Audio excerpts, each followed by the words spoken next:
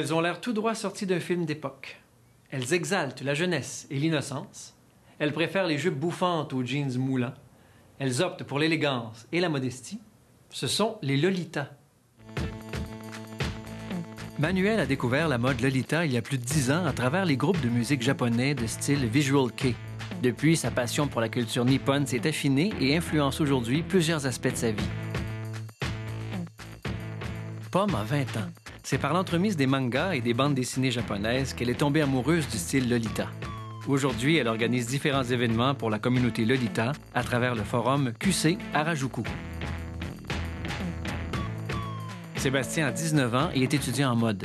Excentrique dans l'âme, le style Lolita lui permet d'exprimer son côté féminin tout en incarnant une présence masculine dans ce monde de femmes. La culture Lolita prend racine au Japon au courant des années 80 et serait née d'un désir, chez les jeunes japonaises, de se libérer des codes vestimentaires rigides imposés par leur société.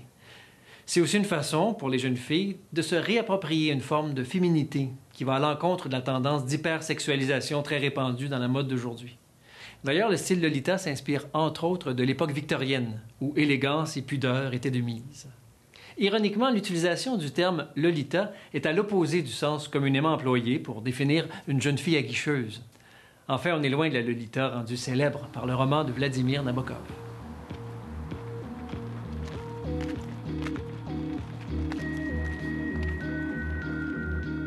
Moi, je tripe carrément sur les vêtements victoriens, sur les vêtements de poupées de porcelaine. Être une Lolita, c'est mettre l'emphase sur ce qui permettait à une femme d'être belle avant, contrairement à aujourd'hui. L'attention aux détails, je trouve que c'est quelque chose qu'on a beaucoup perdu. Des petites boucles ou de la petite dentelle sur des vêtements. On va porter des beaux colliers pour mettre l'emphase sur notre cou. Les coiffures aussi, on fait attention à ça. Je suis extrêmement fée-fille, puis toutes ces choses-là. Puis de pouvoir me le permettre de l'être en restant élégante, c'est quelque chose qui me plaît beaucoup. Laisse faire. Moi, personnellement, ça serait vraiment le temps de Marie-Antoinette. C'est vraiment cette image que j'essaie de reproduire le plus possible parce que je trouve que c'est ce qu'il y a de plus attrayant, de plus frais, si on veut. Les valeurs du temps, c'est quelque chose qu'on s'est séparé de le sexisme. Puis ça, c'est bien que ça soit parti, mais en même temps, on a laissé là des valeurs importantes comme l'élégance, puis la classe, puis la politesse surtout. Et c'est des choses qu'on essaie de reprendre un peu à travers le style. Il y a beaucoup de monde qui se limite à pas faire des choses comme ça parce qu'ils se disent que ben, ça se fait pas ou c'est trop fou. Justement, ça va montrer que tu peux faire des affaires complètement absurdes, comme porter des robes de poupée tous les jours. Avec cette mode-là, j'ai développé beaucoup une genre de relation avec la nature, si on veut. Je pense que c'est un effet, je dirais, Alice au Pays des Merveilles. Exactement. Nous, on s'habille comme Alice s'habillait. Et de se retrouver dans la nature, c'est un peu comme se retrouver dans notre propre trou du lapin. C'est un effet conte de fées. C'est se permettre une frivolité pas agressante. C'est sûr que je pourrais m'habiller en punk. C'est un peu une sorte de rébellion, si on veut. Mais je crois que de le faire d'une manière avec autant d'esthétique puis autant d'attention, c'est vraiment quelque chose de rafraîchissant. La communauté Lolita au Québec, c'est vraiment partout. On est au moins une centaine. Beaucoup plus à Montréal, mais on a beaucoup de Lolita à Québec. On en a à Rimouski, Trois-Rivières, Saint-Hyacinthe, on en a partout. Ce que j'aime le plus, c'est des Lolitas reculés, c'est qu'on est capable d'aller les chercher puis leur dire « t'es pas tout seul, on est là ici, on t'encourage dans ce que tu fais ». C'est ça. C'est beaucoup des filles de 14, 15 ans, même 12. Juste avec nos robes, nos mentalités, on vient chercher tellement des jeunes filles qui veulent pas s'identifier à toutes les autres filles de 12-13 ans qui portent des shorts puis qui essayent d'avoir une craque de sein, mais qui en auront pas avant 13 ans, t'sais.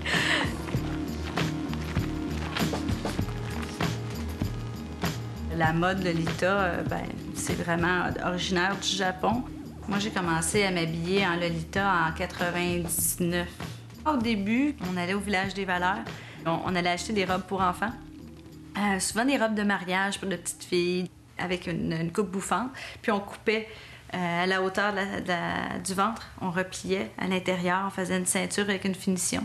On se trouvait des blouses antiques, des blouses de mamie, qu'on pourrait dire, là, avec justement des cols un peu plus ronds qu'on découpait. Puis on venait coudre nous-mêmes notre dentelle dessus. Puis on se faisait des ensembles maison comme ça. La robe qui m'intéresse, c'est une robe Angelic Pretty. Personnellement, je ne prends que des robes de marque qui viennent du Japon.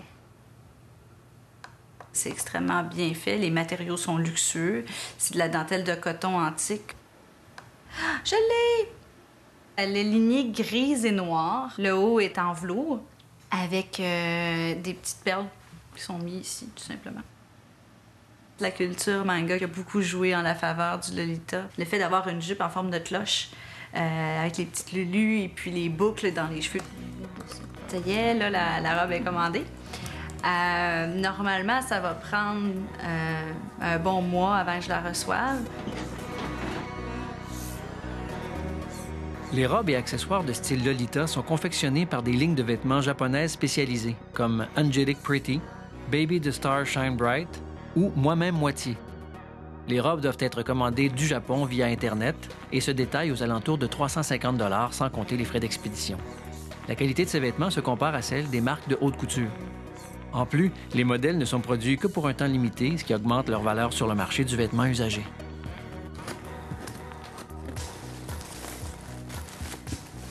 Il y a même des boucles sur les minous, sur les bas. Vraiment trop cute. Puis il y a des petites étoiles autour que je n'avais même pas remarquées sur la photo. Oh! Il y a des minous en plastique pour accrocher les boutons. J'aime vraiment beaucoup la robe. C'est dans les couleurs que j'aime. Puis je trouve que la jupe elle tombe super bien. Je vais mettre un boléro pour cacher mes épaules, tout ça, parce qu'évidemment, en Lolita, ça passe pas super bien d'avoir soit un décolleté ou les épaules à l'air. Ça fait un petit peu plus élégant. Comme ça.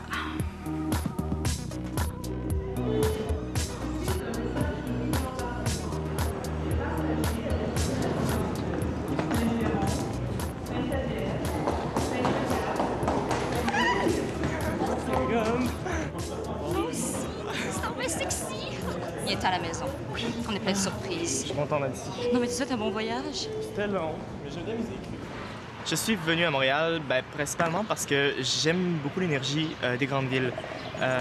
J'habite en banlieue de Québec. C'est une petite banlieue vraiment tout ce qui est de plus typiquement tranquille, avec les petites maisons rangées, puis les petits enfants qui jouent dans les rues. Et c'est un monde qui a fini avec le temps par m'horripiler grandement.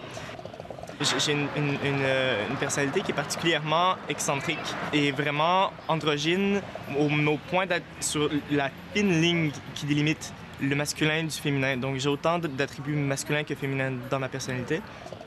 Et comme j'aime provoquer dans un certain sens, comme j'aime jouer sur mon apparence physique, je trouve qu'avec Lolita, ça me permet de justement avoir de temps en temps l'occasion de pouvoir faire ressortir mon côté féminin, mais à l'excès. Parce que j'aime beaucoup les excès. C'est une beauté, je crois, selon moi, plus authentique. Ça le dit, t'es pas un quartier de viande, t'es un être humain. Donc c'est carrément une espèce de mission ninja anti-guidounage. Voilà, exactement. Des fois, il faut créer des mots pour appuyer nos idées. L'androgynité et la transsexualité, c'est pas quelque chose de très bien accepté dans la société nord-américaine. Que dans la communauté québécoise, que je suis le seul garçon à vraiment faire le Lolita féminin pousser aussi loin que ça. Au Japon, ce qui est différent, c'est que l'androgynité est une thématique qui a été récurrente dans l'art à travers des siècles et des siècles. C'est pas une bonne ou une mauvaise chose, ça fait seulement partie de la vie. Parce qu'on s'entend, tous les hommes sont différents, c'est pas tous les hommes qui sont baraqués, c'est pas tous les hommes qui sont comme Sébastien, androgyne.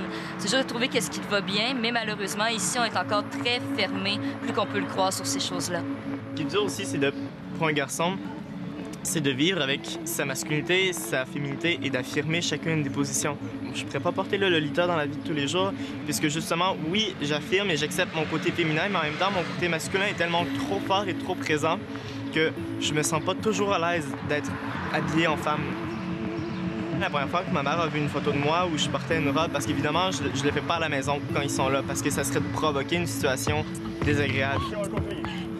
Oh mon Dieu, qu'est-ce que c'est que ça? Puis de l'incompréhension totale. Donc, c'est sûr que c'est dur à vivre à quelque part. Puis il faut avoir une personnalité franchement très forte pour être capable de continuer dans cette voie-là.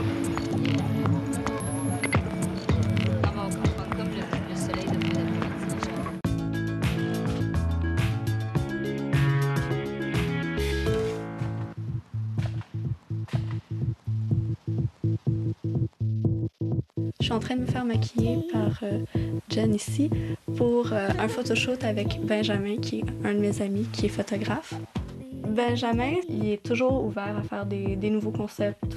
J'aime beaucoup créer un univers dans les photos qui va matcher avec les robes que je porte, avec les concepts que je veux faire pour véhiculer mon image de Lolita. Il y a beaucoup de Lolita qui font ça aussi pour cette même raison-là. Ça va être vraiment comme un photoshoot de comme une Lolita avec des gâteaux puis des sucreries. Genre, je vais mettre ce chapeau-là en plein milieu de ma tête, puis je vais juste faire sortir mes cheveux sur le côté.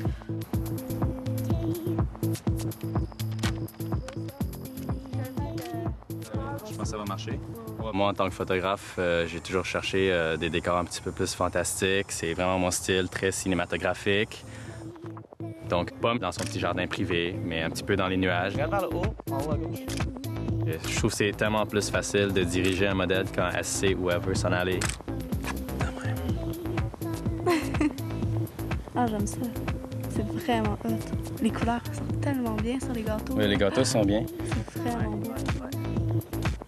Ces photos-là vont être vues sur le web, sur mon Facebook, sur le forum de QCR à jouer, qui est le forum de la communauté Lolita au Québec. Ça va être aussi vu sur Daily Lolita, qui est une communauté qui englobe toutes les Lolitas au monde.